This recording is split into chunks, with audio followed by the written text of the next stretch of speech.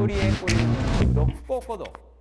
치킨집 아니면 빵집을 내가 취재를 아, 해야 그치. 되는구나. 네. 그 두 개가 제일 대표적 현장일 거고. 그렇죠. 극한 직업은 치킨집이지. 그렇죠. 근데 이제 어떻게 그렇죠. 한국 사회라는 톱니바퀴가 어떤 상황으로 우리를 몰아가고 있습니다. 내가 속한 세상이 아니야라고 생각하면 그거를 바꾸질 못합니다. 못합니다. 예, 또 이제 그 옳고 그름에 대한 감각들, 뭐 당장 못 바꿔도 그 감각 잃지 말자.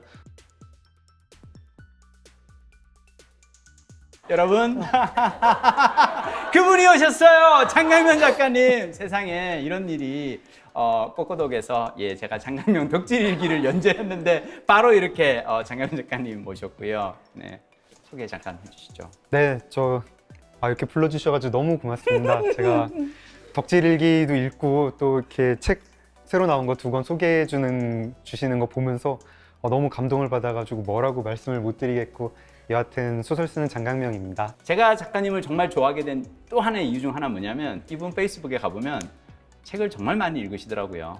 제가 이제 요청을 받고 나서 네. 작년, 재작년에 읽은 책을 수를 세봤어요. 예. 제가 작년에 뭐 한 150권 조금 넘게 읽고 그 전에도 한 150권? 그러니까 어디 가서 저도 뭐 이렇게 뭐 적게 읽는 것 같지는 않은데 200권 읽은 적이 없더라고요. 그래서 저희 뭐 이런 거 해도 되나요? 이 산자들은 특히나 이 취재가 중요한 소설이었던 것 같아요. 책이었던 네. 작품인 것 같아요. 취재 과정 어떠셨나요?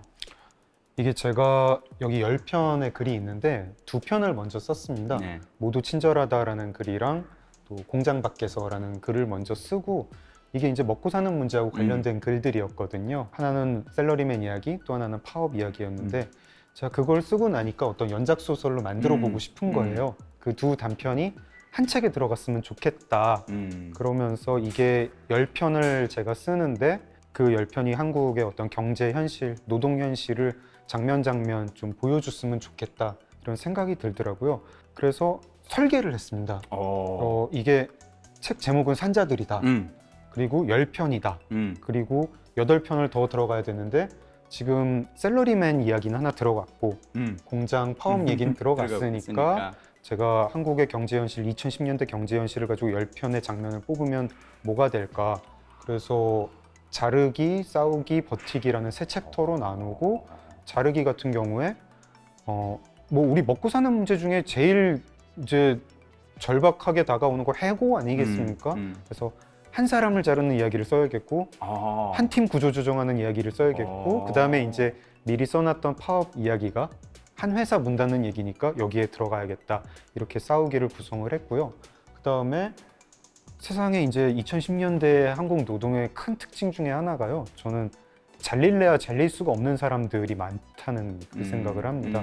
대표적으로 자영업자가 그렇고 한국 노동시장에 정말 엄청난 취약계층입니다. 뭐 최저임금을 못 받는다, 뭐 이런 거를 어디다 하소연할 수도 없는 그런 장사를 하시는 분들 많고, 그 다음에 저는 좀 이게 아마 법규에는 노동으로 규정이 돼 있지 않을 건데 구직 활동도 되게 노동 아닌가요? 완전 노동이죠. 네. 감정 노동도 심하고. 예, 세상에 이런 감정 노동도 없고, 실제로 이제 뭐 그 구직 준비를, 취업 준비를 하기 위해서 해야 되는 일들을 보면 노동 강도가 상당해요. 아침에 나가가지고 학원 가가지고 스펙 쌓고, 근데 이거 돈 한 푼 못 버는 노동 활동이고, 그쵸. 내가 이것도 노동이라고, 우리 시대에 굉장히 잔인한 노동이고 이것도 써야겠다. 뭐 이런 식으로 싸우기 파트를, 여기 부동산 얘기도 하나 들어가야겠고, 그리고 그거가 아닌 좀 더 다른 종류의 경제 활동인데 하면서 잘리는 건 아닌데 내가 어떤 훼손되는 감각 같은 것들, 뭐 이런 이야기를 좀 써야겠다, 이런 거 버티기로 했는데, 그래서 이 10개 장면을 정해놓고 그럼 제가 이제 취재를 해야겠다, 이렇게 그런 식으로 들어갔습니다. 둘 다 공대 나왔어요.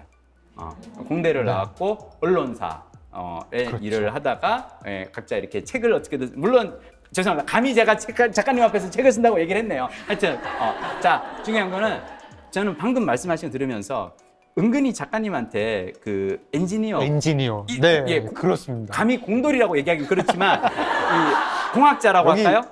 있어요. 피님이랑 저만 있으면 그냥 저희가 그 말을 쓸 텐데.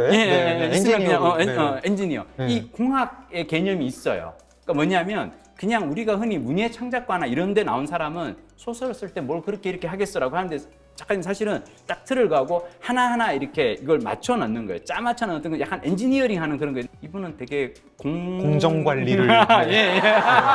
공스럽게 책을 네. 쓰신다. 뭐 하여튼 기자가 작정하고 소설을 쓰면 이렇게 디테일이 살아있는 이 사안에 대해서 깊이 들여다볼 수 있는 책을 쓰는데 치킨집 아니면 빵집을 내가 취재를 해야 그치. 되는구나. 네. 그 두 개가 제일 대표적 현장일 거고. 그렇죠. 극한 직업은 치킨집이지. 그렇죠. 근데 이제 되게 그렇죠. 네, 왕갈비를 팔면 더 극한인데 하다 보니까 섭외가 빵집이 먼저 됐습니다. 아, 그래요? 네, 아. 그래서 빵집을 하고 뭐 부동산 얘기 써야겠다. 그러면 재건축 이야기로 하자.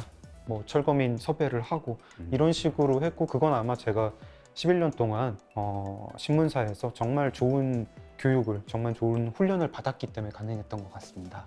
저 아까 그 PD님께서 읽어주신 부분이요. 네. 이 골목에 너도 나도 들어와서 건물주들이랑 간판업자들 배만 불려주다가 열의 아홉은 만신창이가 돼서 나가는 거예요.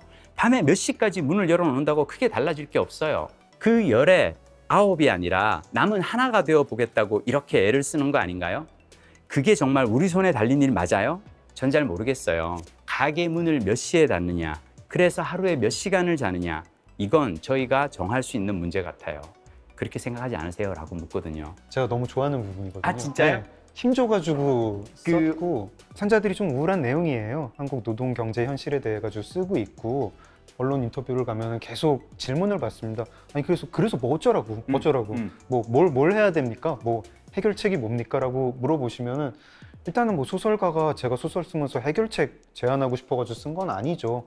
아닌데 제가 쓴 거를 쭉 찾아보면서 해결책이 될 만한 거를 생각을 해보면 현수동 빵집 삼국지에 나오는 그 대목이 하나고요. 그러니까 어쨌든 그 구조가 골목의 논리라는 게 우리를 죽고 죽이는 상황으로 빠져들게 하고 뭐 여기 있는 저나 앉아 계시는 여러분들이나 또 뭐 유튜브로 보고 계실 분들이나 한국 사회라는 톱니바퀴가 어떤 상황으로 우리를 몰아가고 있습니다. 몰아가고 있을 때 거기에 그냥 손들고 항복이다 이러지는 않고 뭔가 조금 할 수 있는 게 있습니다. 앞집 찾아가서 이거 좀 이렇게 하면 안 될까? 얘기를 해보고 뭐 거절당할 수도 있죠. 그럴 때도 얘기를 해보고 또 마지막에 이제 새들은 나는 게 재미있을까에서도 제가 하고 싶었던 이야기인데 예.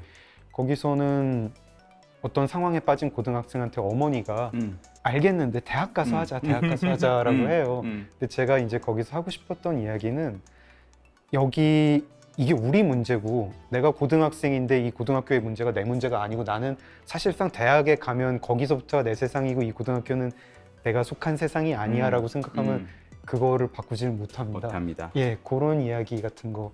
아까 또 이제 그 옳고 그름에 대한 감각들 뭐 당장 못 바꿔도 그 감각 잃지 말자. 사실 요 얘기 약간만 제가 이제 하자면 네.